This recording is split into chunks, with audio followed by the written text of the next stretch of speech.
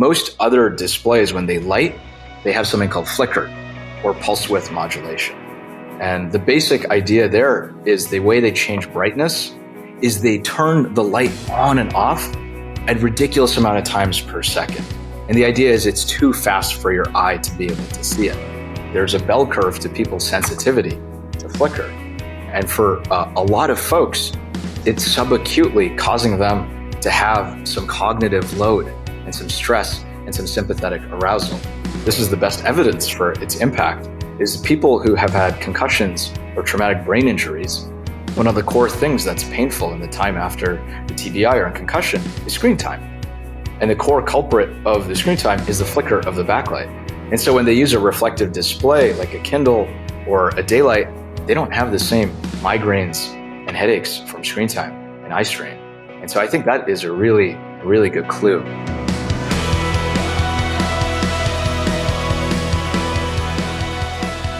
If you're watching the video version of this podcast, I'm holding up this tablet. It's this weird paper-like tablet that I've been messing around with, and is based on this new ink technology and kind of a new way to light screens. I find this stuff fascinating because anybody who listens to this show knows I'm kind of skeptical about not skeptical about, I'm wary of the effects of light pollution, and I'm very picky about the kind of light I use in my house, my light bulbs, lighting in my bedroom, my blue light blockers, all of that. But sometimes it's difficult to control the screens. So I wanted to talk today about the science behind all of these things that we're staring at during the day, how we should think about that, and what kind of technologies exist or could be invented that could help us out with this whole uphill battle against artificial light.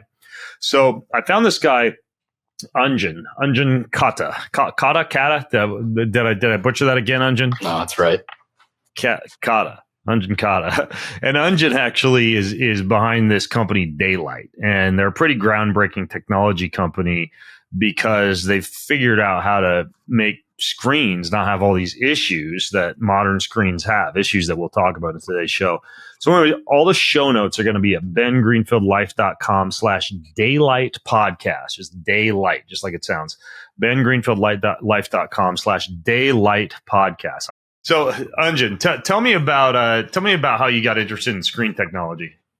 Thanks for having me on first, Ben. This is cool to I've been listening to your show for a long time, and it's cool to finally be here to share what I've developed. I think for me, it was just the realization that at the end of the day, what we call a computer, if you ask a little kid to point, if you have a desktop, point at the computer, they're not pointing at the desktop tower, they're pointing at the monitor. For all of the complexity, for all of the power of a computer, at the end of the day, a computer is a screen. That is the core way in which we interface to a computer, in which the computer interfaces to us. Yeah, and by the way, you are correct, because I remember when my family got our very first computer, I had no clue what the box beside it was for. Eventually I took computer classes and I learned how to take apart the hard drive and fix things and clean out the fan and everything. But for the longest time, it was just this mysterious box next to what I actually interacted with, the screen. And that's the core thing, is if we want to change our relationship to computers, if I wanted to change my relationship to computers, which they're toxic. I found them extremely distracting. I find them messing up my sleep, messing up my circadian rhythms. They keep me inside. I could never really be focused. My nervous system is jacked up. I learned that at the core of that is the light, the junk light that a computer is creating, is then the ensuing software that is not set up to be in alignment with your sovereignty. It's not set up for your focus. And so I got really interested in the idea, if computers are not going away, if we're only going to use them more, how can we reform computers to be healthier, to be more analog feeling, to be better for our nervous system, better for our mental health, better for our physical health? And that's when I started to research alternative computer screens. Yeah, and surely the EMF, I doubt you would deny that the EMF is also a problem. But I mean, like at my house, everything's hardwired. So I've kind of fixed that issue. And I can install software on my computer that kind of dims the screen. And I might ask you questions about that software later on and what you think about it. But yeah, it is kind of interesting that you're just kind of stuck with that screen, whether in bed or in your office or whatever. And the technology doesn't seem to have changed much, but I'm also kind of a Luddite. Like, I don't know what kind of advances have been made in screen technology. Like have things been changing at all? Because surely somebody at Apple or whatever is aware of some of these issues. That's what's pretty interesting is ultimately all the computer screens around us are actually, for the most part, just one category of computer screen. These are called emissive or transmissive computer screens. If you go back to the history of early computing, back in the day of Xerox PARC, those are the people who came up with the first graphical user interfaces. The modern computer really was invented by them. They were playing around with a bunch of different modalities to computer screens. Of course, projectors are one of them, but the other one is something called reflective or paper-like screens. And the basic idea is in physics, you can see something because it is producing its own light, like a star or a firefly. That's called a transmissive or emissive screen. That's what everything around us is. Or you can see something because it's like a natural object. It reflects light. It bounces the light of the sun or whatever is in the environment. That's how you see a tree. That's how you see a dog. That's how you see the sidewalk. That's how you see normal things. And so actually scientists at the time were playing around with creating computer screens of both varieties, emissive and reflective. Now, why did, well, it sounds like you were just about to get into that. I was going to ask you why emissive won out. So the problem with reflective is it ultimately at the time was not very, the process technology was not there for it to look good. When you're reflecting light, ultimately, whatever is the color of the light of the environment, whatever is the intensity of light in the environment is what your screen will look like. And back then, their process technology was not high enough to reflect a large percentage of the light that hits it. And so what happens is in some environment, it'll look dark, some environment, it'll look warm, some environment, it'll look bluer. And so if you're trying to show movies, TV, video games, any content like that, you need to be able to recreate the colors. You really need to be able to recreate the fidelity of the picture well. And so emissive screens, because you're providing your own light source, it's consistent. Regardless of what environment you're in, you're able to control it. Because the light source is actually built into the screen itself. It's backlit. Exactly. The light source is built into the screen. It's kind of like a flashlight that is then shining into your eyes versus a reflective thing, which is like a piece of paper where the ink particles move to make different letters or shapes or whatever is there. And so a reflective screen is a natural object. It's an analog object. But a transmissive or emissive screen is a manufactured object, but it looks sexy. It looks consistent. It looks cool, even if it's not natural. And that's why it kind of won out and took over everything. And we totally forgot that there was this other category of displays that existed. The big insight I had when I went back to it, I was like, okay, we're going to use computers forever. They're going to fill our lives. Think about VR. We're forever living in this world of emissive, transmissive screens that are then emitting junk light.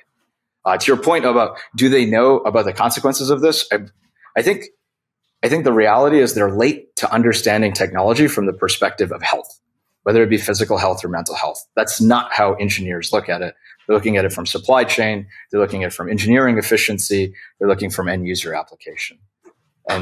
And the reality is it's also convenient because an iPad, an iPhone, a monitor, they all can use the same white LEDs, which are blue LEDs underneath. They can kind of use the same screen technology.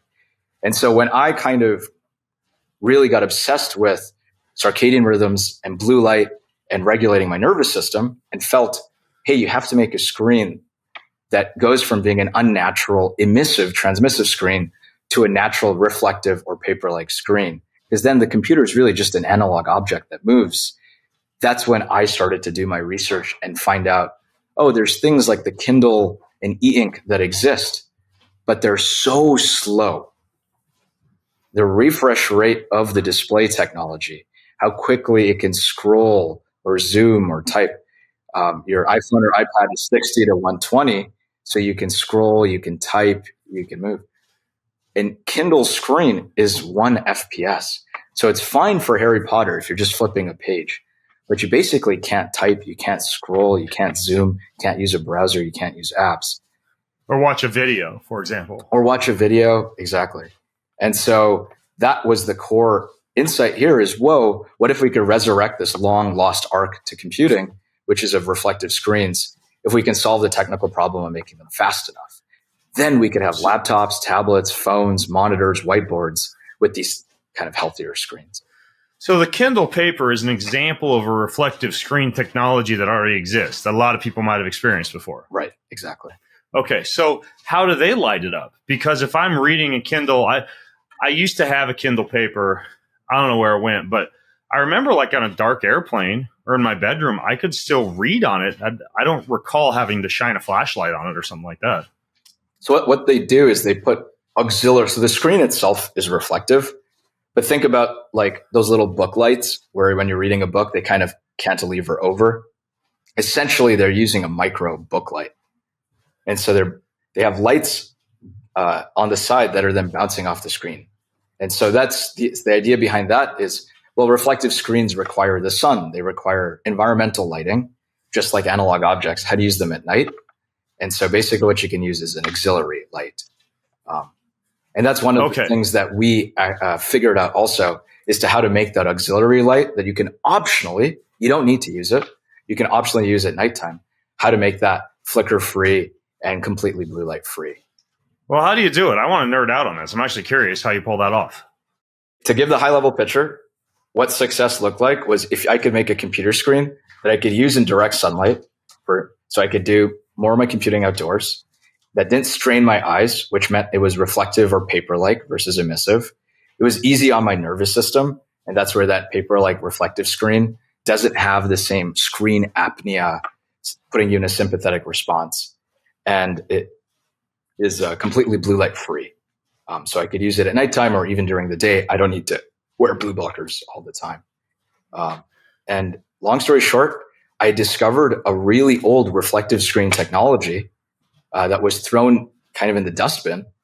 And a bunch of different professors had been trying to work on one little problem of it for about 25 years, another professor for 30 years. And so from the 90s onwards, a bunch of random professors in Germany, Netherlands, Florida State, and Japan had been trying to solve this problem of an old reflective screen technology called reflective RLCD. And essentially, I found out that the process technology had finally got good enough. And I came up with a way of combining a couple different material science innovations.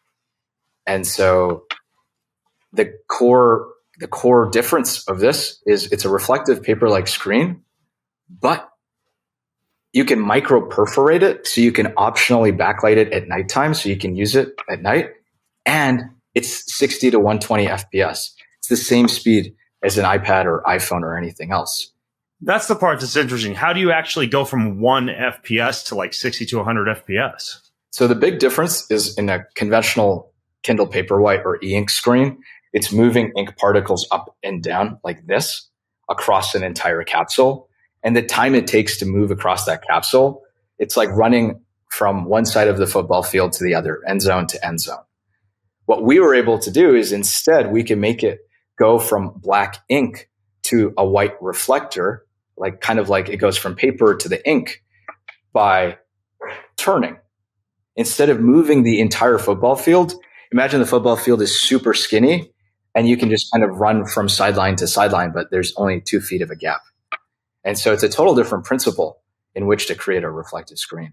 Okay, that's super interesting. Okay, so I want to back up a second here because you talked about some of these problems that you wanted to solve, being able to look at it in the sunshine and being able to see it well in a dark room and having the higher resolution or FPS. But of course, the other thing you mentioned was you didn't want to deal with a lot of the perceived health issues you were experiencing from a normal screen. Have you looked much into this whole concept of flicker or backlit LED and what we're actually talking about when it comes to the biological effects? That was one of the core advantages of a reflective screen is because it can be used without any backlighting at all. There is no flicker. It can use the spectrum of the natural light. One of the cool things we invented on top of that is we found a way to micro perforate the screen so you can optionally light it at nighttime. And one of the core things we did there is we manufactured our own custom LEDs that have like a campfire spectrum. So totally blue light free and has oranges and reds in the longer wavelengths. Almost like the same type of like biological LED or OLED. A lot of people, including myself, are installing in, say, like a bedroom or sleeping area of the home or something like that. Yeah, we're figuring out what wavelengths actually are healthy to sleep and circadian rhythms and doing that. But there's a second layer to what we did as well, which is most other displays, when they light, whether it be lighting around you or in your computers, they have something called flicker or pulse width modulation. And the basic idea there is the way they change brightness is they turn the light on and off at ridiculous amount of times per second. And the idea is it's too fast for your eye to be able to see it. And if they want to make it brighter, it's on 2/3 of the time and off only 1/3 of the time, and they flick through that faster. If they want to make it darker, it's only on 1/3 of the time and off 2/3 of the time. And that's actually how they're changing brightness, is they're changing the percentage of time in 1 second in which it's on versus off. And so when they did this, they did very simplistic studies to be like, I guess this is okay. This is above the threshold of cognition. The core thing that was missed is actually there's a bell curve to people's sensitivity to flicker. And for a lot of folks, it's subacutely causing them to have some cognitive load and some stress and some sympathetic arousal. And for some folks, it's quite acute. And I can get to that where the evidence is super interesting that's the case. But we were able to do is we did essentially what originally LEDs were lit by, which is something called DC dimming. And so basically there is no flicker. We created a flicker-free direct current driven blue light free LED. And so during the day, you get a paper-like reflective experience. It's equivalent to reading a Kindle or reading a printout or a book. And at nighttime, you get this beautiful flicker-free campfire spectrum optional lighting. A really interesting way that I think I heard this explained once, maybe it was an audiobook, a podcast, I really don't remember, but the comment was basically from like an ancestral or an evolutionary standpoint, a human being would normally not experience an extremely high level of flicker unless they were, say, like sprinting through the forest with little bits of sunlight coming in here and there as they ran, or doing something that involved sympathetically activating activity out in the sunlight, and that there's some kind of transfer over of that same type of sympathetic stimulation when you have this flicker, even if it's subperceptual, when you're standing in front of your computer all day. Is there any accuracy to that kind of idea? I think the core thing is the magnitude. If you're running through the forest, we're talking about maybe like 50 hertz, 100 hertz. When we're talking about flicker, we're talking about thousands of hertz and millions of hertz. And so I think the answer is yes. Like essentially you're providing a stimulus and removing it and providing a stimulus and removing and providing a stimulus. Your brain's baseline is to want to orient towards that stimulus. And your saccades, your ability to perceive it, are all being confused. There's nothing in the natural environment that turns on and off at that speed. And what's fascinating is for most of us, I think the effect is pretty subacute. It's a chronic effect. But for some of us, flicker is perceived acutely. And I think this is the best evidence for its impact is people who have had concussions or traumatic brain injuries. One of the core things that's painful in the time after the TBI or a concussion is screen time. And the core culprit of the screen time is the flicker of the backlight. And so when they use a reflective display like a Kindle or a daylight or a printout, they don't have the same migraines and headaches from screen time and eye strain. And so I think that is a really good clue. Yeah, there's this guy I interviewed named Andrew. I'm blanking on his last name. I'll hunt it down and link to it in the show notes. Show notes are going to be at bengreenfieldlife.com/daylight podcast. We did a podcast all about TBI, concussion. He's actually a big Bitcoiner, so we talk about Bitcoin and NFT and stuff like that as well. But he was talking about how when he had a really bad head injury, which oddly enough was while doing intensive Wim Hof style breath work while standing on concrete and passing out and hitting his head. So warning to folks about stand-up breath work on a hard surface. the worst culprit in terms of re-triggering headaches, migraines, confusion, brain fog, fatigue, etc., was light, and in particular light from screens. And he became adamant, like blue light blockers, and installed all the software on his computers like Iris and Flux, and would stay or stay in a dark room a lot of the time, sleep with an eye mask. And yeah, there's something incredibly stimulating about light that becomes even more magnified, particularly when it comes to the flicker, if you've had a TBI or a concussion.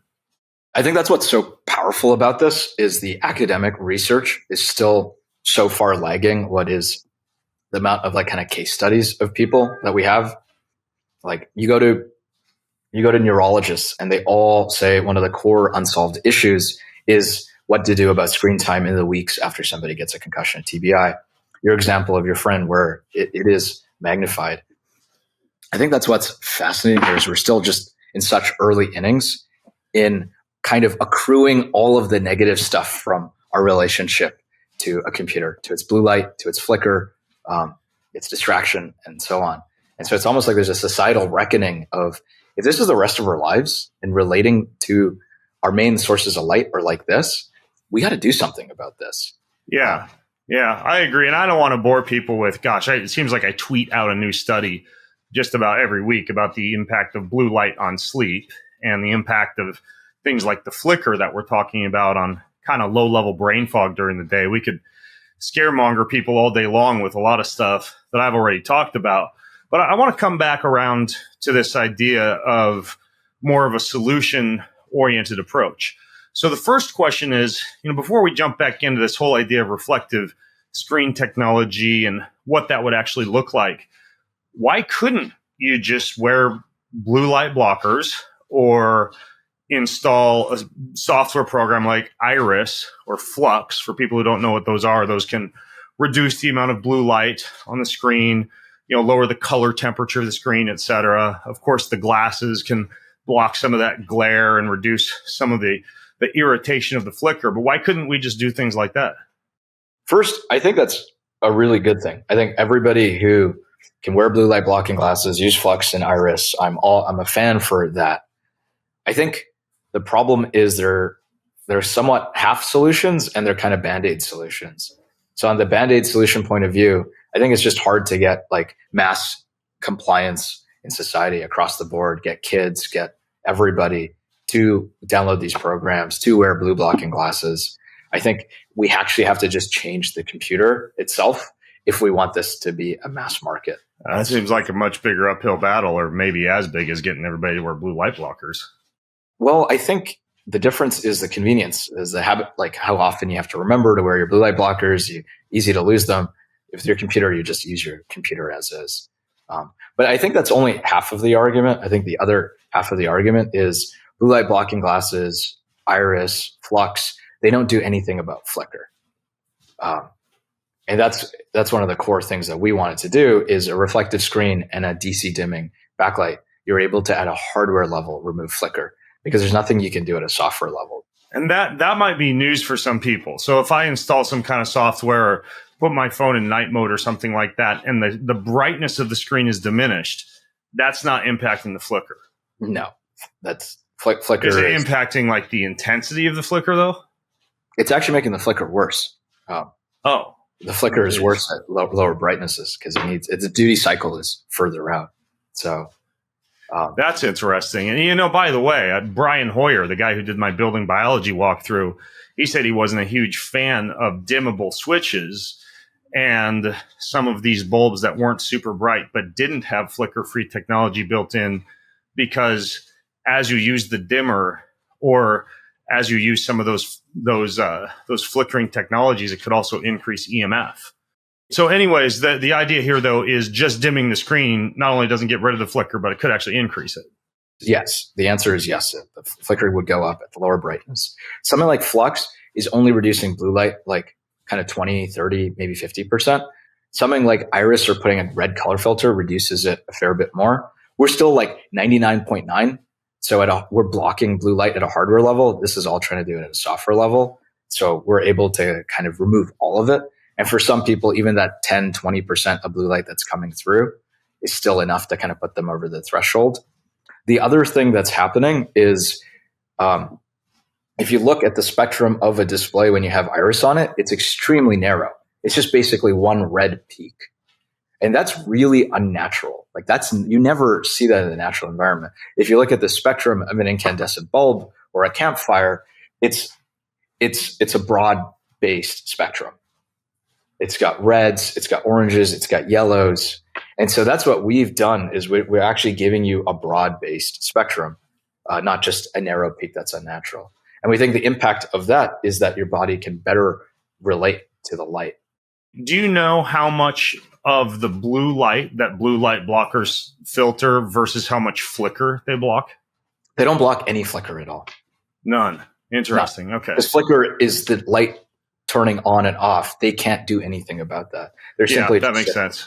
There's actually one last interesting point here, which is there's a curve called V lambda, which is the sensitivity of our eyes to different wavelengths. So when we do use iris or things like that to make the red color filters, we're picking a red color that actually our eyes are most sensitive to green, and then there's a drop off on either side towards blues and violets and towards red. And so actually the melanopic impact is not just the spectrum, but is also the intensity of photons. And so when you are that red color, the V lambda, the sensitivity of your eyes to that is actually so low, you need to actually amp up the brightness a fair bit. For example, 2 green photons can look as bright as 10 red photons. And so based off of not just looking on melanopic impact based on wavelength, but also then combining that with what is the intensity of photons to actually read something, you come out with a slightly different point in the curve, which is optimal, which is not super dark red, but actually more this kind of orange or fire. Now, if you want to do environmental lighting, red is fine because it's kind of dim enough. But if you want to resolve letters, which is what you want to do on a computer, if you want to be able to read things, you're actually better off, in our perspective, from being slightly more orange and going up the V lambda because your eyes are more sensitive to those orange spectrum. So you could make a case then, by the way, if I were able to manually adjust like the nighttime color filter on the phone, don't have it super dimmed in red, have it slightly brighter and a little bit orange, because if I don't do that, then I'm risking things like eye strain and myopia and things of that nature. It's going to be very difficult to find a sweet spot. Like you could reduce eye strain by decreasing the red and increasing the brightness, but then you've got more blue light, and you could get rid of the blue light by dimming the screen and switching it to more red, but then you've got eye strain. And that's why we invented what we did, which is you break those trade-offs, which is you don't get flicker, you can be a lot lower brightness, and you can have something that's the combination of least amount of melanopic lux and V lambda maximization. So that makes sense. I'm going to hold this tablet again. So this one that you guys sent to me to mess around with so I could wrap my head around what this technology looked like prior to the podcast is about the size of like a large Kindle or an average size iPad. Yeah. Tell me about how you went from reflective screen technology research to actually being able to make something that would actually work like this tablet. Because I've got like 20 apps on it. I mean, it's got YouTube, it's got Google, it's got Chrome, and most of the functional apps on it that you'd find in the Google store or the Android store. My vision was it took me. I started this in mid 2018. Completely spent my entire life savings to try to develop it. And it took 3 years to come up with the first proof of concept, which was, a reflective display that's as fast as an iPhone and iPad, which means you can make phones, laptops, monitors, whiteboards, tablets. You can do all of kind of computing with it for the first time. This was never possible before, reflective displays. And the first product I chose to make was a tablet. And the reason was it was what I thought would have the most broad-based appeal. It's kind of hard to get people to start by replacing their phones, but it's a little bit easier to get somebody to replace their iPad. A lot of kids, tablets are the main thing they use, a lot of the elderly. And so I really felt too that a device that could be used at nighttime, a tablet was a great recline on the couch, read things, relax type thing. And that's the place where I felt computing was most harmful. was at nighttime, a kind of night routine. And so it took another about 3 years to then get the screen technology into production, build the rest of the hardware. Turns out building a computer is extremely difficult, which is why there are basically no new personal computing companies. The last big one was Oculus a decade ago. So it was a pretty monumental effort to then try to produce a computer. And then we just launched it earlier this year. And we sold out. Have you guys done any actual research, or have you looked at even like anecdotal case studies of people who are giving it to their kids instead of an iPad or anything like that as you started to roll it out? We're starting to get a fair bit of, as we're rolling it out now, of reports back from people around how much better the kids are sleeping, how much more energy they have, how much easier it is to get up in the morning, how much less distracted and addicted, how much you're actually able to wind down. And so it's been cool to just see that validated. There's a fair bit of case reports from people using Remarkables and Kindles and things like that have kind of validated the reality of, yes, if you remove blue light, yes, if you remove flicker, you do get the impacts you suspect. And we're basically just the same technology now, broadening it to other things. Well, you said reduction of addiction. Why would that be? It's basically you've made a not overstimulating computer. So you've got a reduced dopaminergic response or something like that when you're using a reflective screen versus an emissive screen? Exactly. Yeah. Well, I think most people focus just on the software aspects of distraction. And I do think there's actually a physiological aspect to it as well, which is the blue light, the flicker. If you are in a sympathetic state, you are going to seek to kind of numb that. And it's kind of, when people binge eat to deal with stress, I think there's a subtle version of that happening with social media or feeds.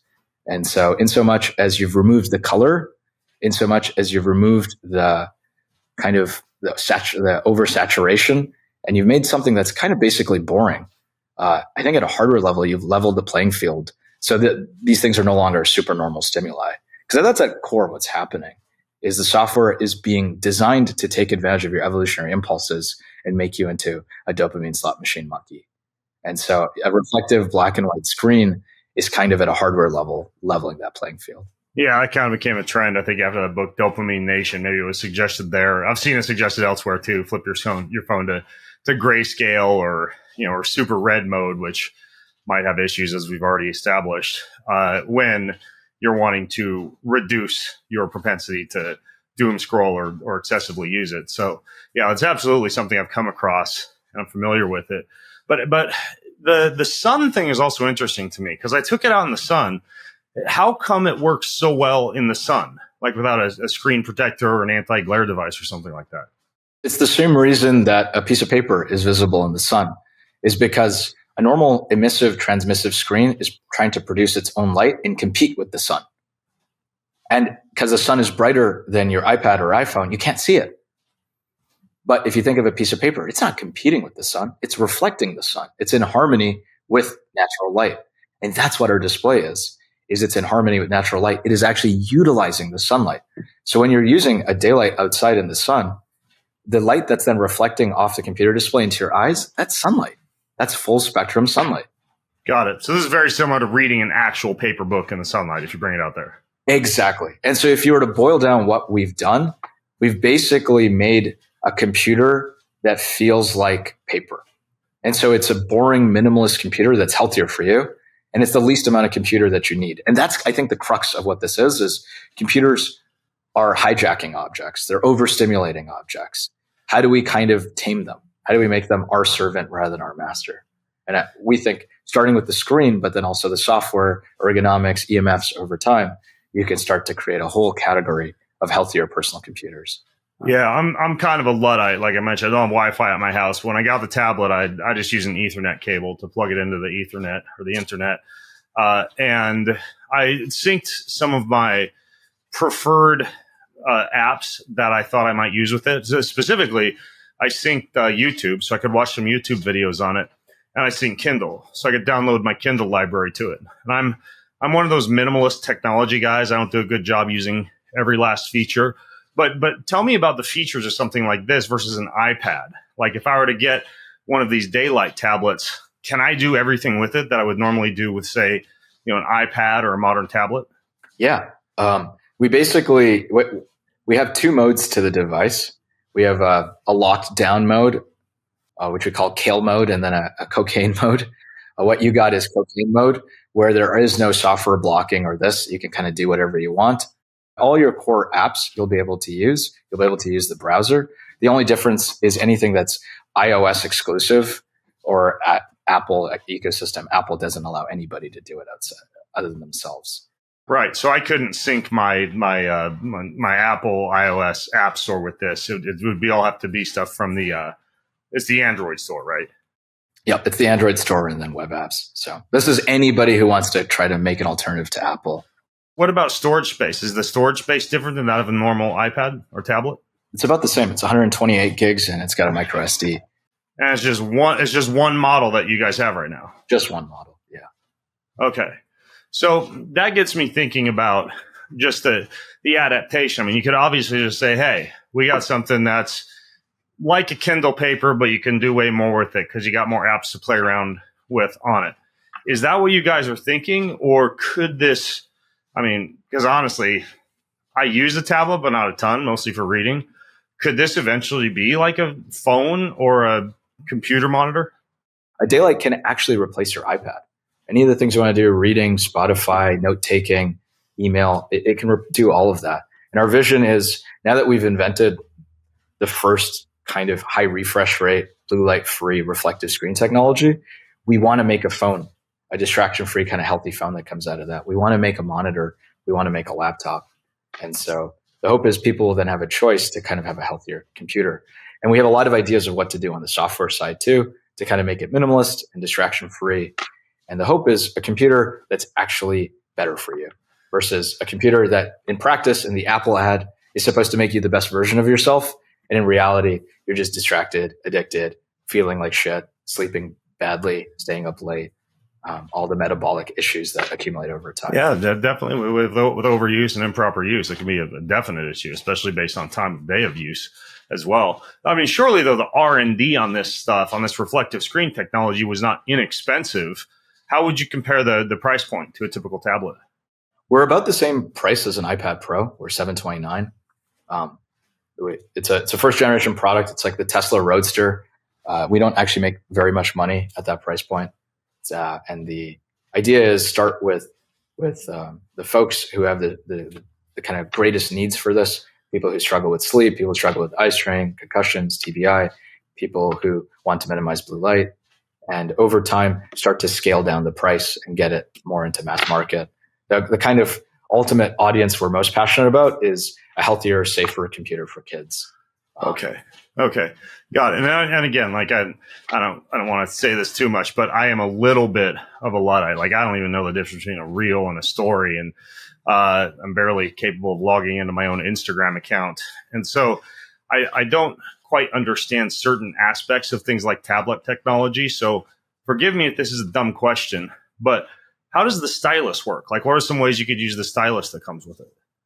Essentially, what we're doing is it's a Wacom technology. And so one of the great parts about it is our stylus actually has no battery, no Bluetooth, no electronics in it. So if you're somebody who's electrosensitive, you'll be able to operate our display without touching something that has actively emitting electronics. And we made the tablet actually have a friction to it. It took us 2 years such that it feels like you're writing on paper. So compared to an iPad, which is very slippery when you write on it, we try to make it feel like our favorite Japanese paper. Once again, how do you kind of make a magical piece of paper as a computer? Yeah, that's interesting. I'd be a poor use case because, again, I haven't used the stylus much, but I downloaded this workbook to it, this PDF workbook for a branding course that I'm going through. And the workbook has a place to take notes. And I was taking all my notes with the stylus. And yeah, it felt like I was writing with a pen on paper. And that's not normal to feel that with a stylus? No, not at all. That's one of the interesting things. Huh. Wow, how cool. So in terms of the availability of this thing, are people able to get one now, or are you making so few that there's a wait list or something like that? We're sold out right now, but there is a wait list that people can put a deposit down for.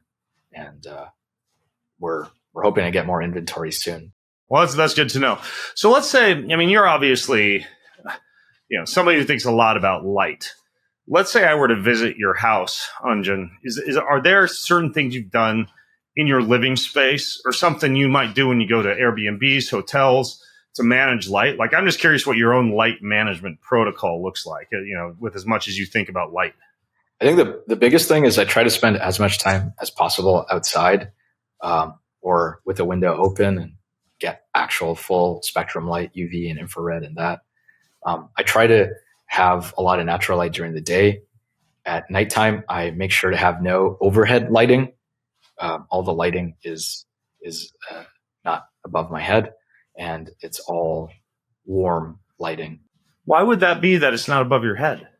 Because in evolutionary history, you had lighting at nighttime. It was never above. The only time lighting would come from above is from the sun.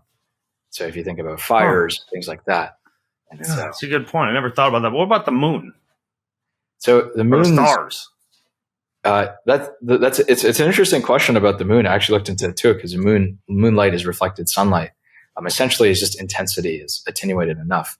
But if you actually look, there's a lot of cultures that talk about staying up later or being energized on a full moon, and that might be one of the reasons why. Is essentially. Oh yeah, I can tell you right now, like I sleep better when it's not a full moon cycle. The thing with the not having the lighting overhead, though, how are you pulling that off? Do you just have a lot of lamps, or exactly? I've basically little pools of light. I have little lamps all over the place, and so I have. It's interesting. What else are you doing? What in terms of like the style, like in those little lamps? Is there a certain type of light bulb that you have in the light can? I like a couple of them are incandescent, a couple of them are blue blocked. I have some pink salt lamps as well because I really like the aesthetic that comes from them. Okay, got it. And you're wearing blue light blockers right now. I assume we're not doing this podcast on your end on the daylight tablet, are we? Unfortunately, the daylight webcam attachment is still in the works. So okay, got it. So you're wearing blue light blockers. Are you picky about those, about the style, or do you look at the lens technology or anything like that? For me, it's more just about what spectrums is it able to block and how much. Yeah, okay, got it. And since you guys don't have a phone or a monitor yet, what do you do to your own phone or monitor right now to mitigate some of the issues we talked about? The big ones are I try to put it with reduced white point. I try to put its brightness at a reasonable amount such that it's not at the lowest amount of flicker, and then I put the red color filter on. I'm familiar with how to turn the red. That's easy because you can just go to color filter settings. Yes. And I'm familiar with the sliding scale for the brightness. But what's the white point that you talked about? It's in a similar thing. If you go to display accessibility, essentially what it does is it just drops the intensity of the white. I didn't know you could do that. Interesting. Okay. What about with the monitor? With monitors, I essentially have iris maxed out, or sometimes if the red from that is a little bit too intense, I'll have flux maxed out. Okay. Which do you think is better, the iris or flux? Or can you explain to people the difference between those two? Yeah, flux will have a little more of a broadband spectrum, a little bit more yellow and orange, and iris will be like kind of pure red. But for me, the core thing there is just moderation. I try to spend as much time as I can moving more and more of my computing to daylight. Yeah. And do you travel much? I travel a lot. Yeah. Are there certain things that you do when you travel to mitigate light exposure? Because you're in control of a lot less in that scenario. Yeah, it's really tough when you're traveling. Oh gosh, the way hotels are lit and other people's houses and this and that. I have a little light that I bring with me that I use as my I won't really turn on the overhead lighting when I go to places, and so I try to keep it pretty dark evening onwards and just use my little pocket light. Yeah, I'm similar. I have the little red light reading, the portable red light head reading light that I can clip onto the nightstand. I use just a basic cheapo headlamp that I got on Amazon. That's one of the ones that can produce red light. And then I wear blue light blocking glasses. And that's just kind of how I jam. And then, of course, I'm sure many people have heard about this, but the old, the hanger curtain trick. Do you know about this trick, Anjan? No. You grab a hanger from the coat closet in the Airbnb or the hotel or whatever. You close the curtains, and you know how there's always that annoying sliver of light that comes through. And if you're staying in a city, even at midnight, there's a bunch of light pouring through from the artificial lights, or maybe you've traveled, from east to west and it's lighter than what you want in the morning. You can use that coat hanger to keep the curtain way more shut and essentially turn it into much more like the equivalent of a blackout curtain. And the last thing I do is I always have a strip of black electrical tape in my backpack. And you know how if you walk into a hotel room, sometimes you turn off the lights and you realize, oh my gosh, things lit up like a Christmas tree. Well, if I really want to optimize sleep, I would literally just go cover up those little lights with the electrical tape. I think what's cool to what you're pointing to is it's going to take redesigning our entire environment. It's not just going to be one aspect or one object.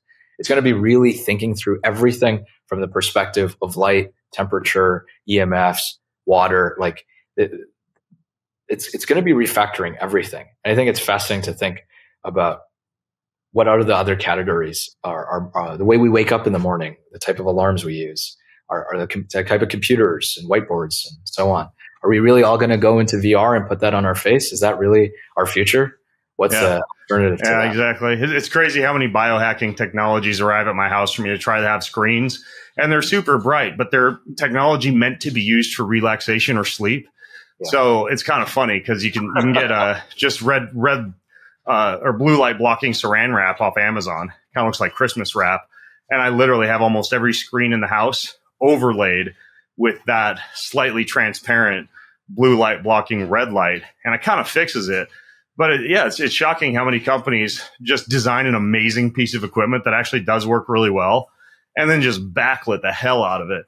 One company who I just interviewed on the podcast, Jasper, they're a standalone HEPA air filtration company.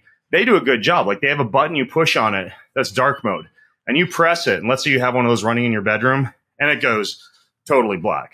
So now I look, to know if a company's thinking holistically, I look at can you disable things like Wi-Fi or Bluetooth so that's not running constantly, particularly if it's something that's near your head or while you're asleep.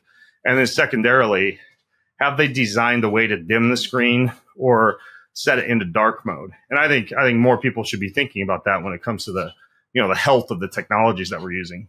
And this is not how anybody in tech really thinks about it. Like this is going to be a bottom-up wave of us who realize Maslow's hierarchy. Like you need your physical health and mental health and nervous system health to build anything up of it.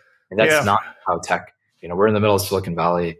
I went to Stanford. I got to see kind of the belly of the beast. From a business standpoint, this reflective screen technology. Let's say you guys do a really good job of this, and you hit it out of the ballpark, and maybe you do come out with a better phone or a computer monitor.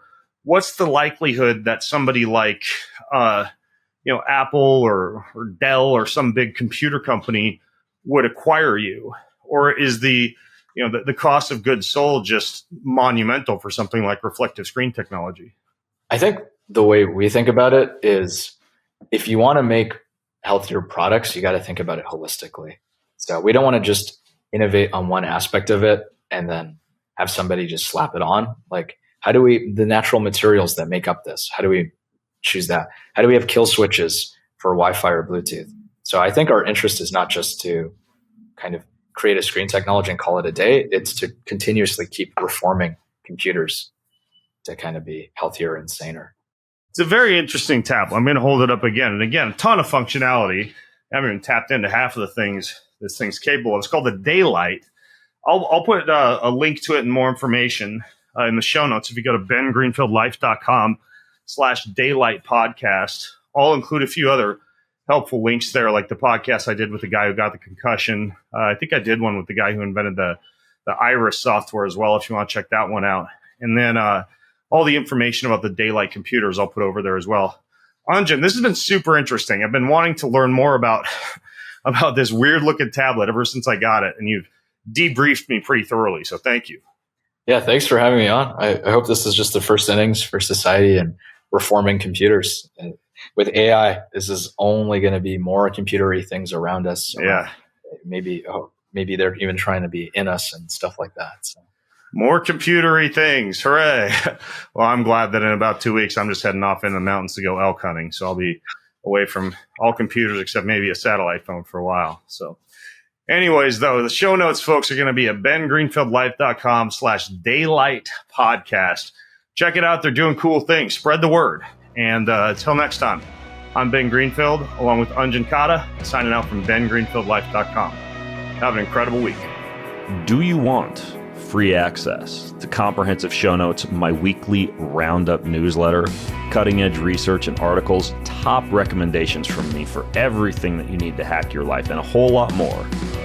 Check out bengreenfieldlife.com. It's all there. bengreenfieldlife.com. See you over there. Most of you who listen don't subscribe, like, or rate this show. If you're one of those people who do, then huge thank you. But here's why it's important to subscribe, like, and or rate this show. If you do that, that means we get more eyeballs, we get higher rankings, and the bigger the Ben Greenfield Life Show gets, the bigger and better the guests get, and the better the content I'm able to deliver to you. So hit subscribe, leave a ranking, leave a review if you got a little extra time. It means way more than you might think. Thank you so much.